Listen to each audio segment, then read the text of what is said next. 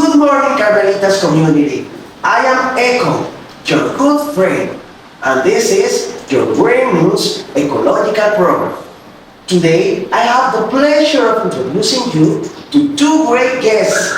They are representatives of the Ecological Brigade, Brigade Alcocer of 3rd C and Fabricio Larrabiu of 3rd D. They will share national and international news with us. Today's news is very interesting, so let's start with our first one at once. Julieta, tell us your news. Our baby giraffe has no spot, but now she has a name. Kipiki is the adorable 5-week-old giraffe's name. Zoo officials are hoping that they shouldn't pay to the spotless. Newer will help conservation efforts. The spots are primarily for camouflage, but they also play a role in the animal circulatory system. According to the Giraffe Conservation Foundation, there are approximately 117,000 giraffes across 4 species and 9 subspecies, many of which are vulnerable, endangered, or critically endangered. What interesting news! Let's watch the video. It is the rare, spotless giraffe that experts are calling one of a kind, already making headlines around the world. The solid brown wonder was born at the end of July at Bright Zoo in Tennessee and is now ready for her close-up. We've been in contact with zoo professionals all over the country, and especially the old timers that have been around for a long time. Hey, have you seen this? What's your thoughts?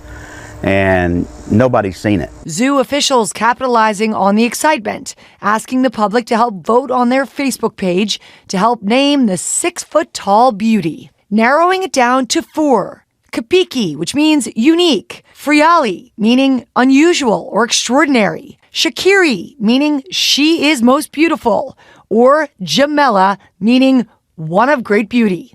It is believed the last known spotless baby giraffe seen here was born in a zoo in Tokyo in the winter of 1972, making this tall nugget even that much more special.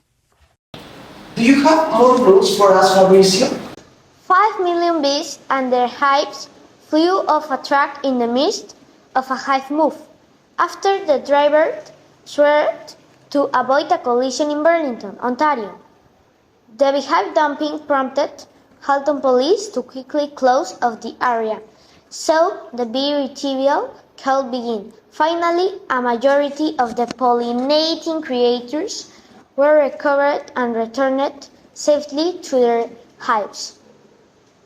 However, some of the beehives have been left behind in hopes that the remaining insects will find their way back in due time. Thank you, Fabricio. Let's watch the video. Kind of an unusual situation. Burlington was abuzz with bees Wednesday morning after around 5 million of the pollinating insects fell off the truck transporting them from Milton. I swerved, nearly swerved into the ditch, tried to correct, and dumped all the hives. The driver and commercial beekeeper Tristan Jameson had to let nature take its course. All these bees are moving, so they're all going to be coming out. They don't know where their home is. They're going to take a little orientation flight, try to figure out where they are, and right now there's a ton of bees just all over the place. We're waiting for them to calm down, relax, and come back to the hive and hopefully get as many bees out here as safely as possible. Halton police issued a warning to drivers in the Dundas Street and Guelph Line area to keep their car windows shut and for pedestrians to stay out of the vicinity. Fortunately, due to that notice, we had a lot of beekeepers and people with that sort of expertise kind of show up and offer their assistance. It's a lot of bees to clean up, so I thought I'd just come out and see if I could lend a hand. They're just a fascinating creature. I've just always had a love about them, probably for the last 30 years when I got introduced to it, but I've just been keeping bees for about 7 years myself. I'm just a hobbyist, and I heard that there was an accident up this way, so I figured I'd come and give a hand if needed.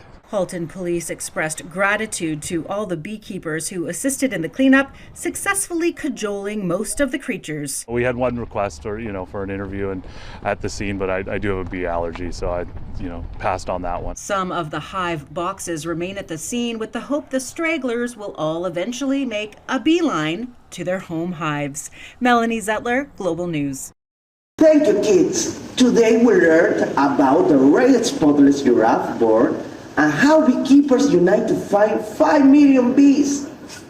This was Green News. And remember the 3 R's. Reuse, recycle. Now it's trivia time.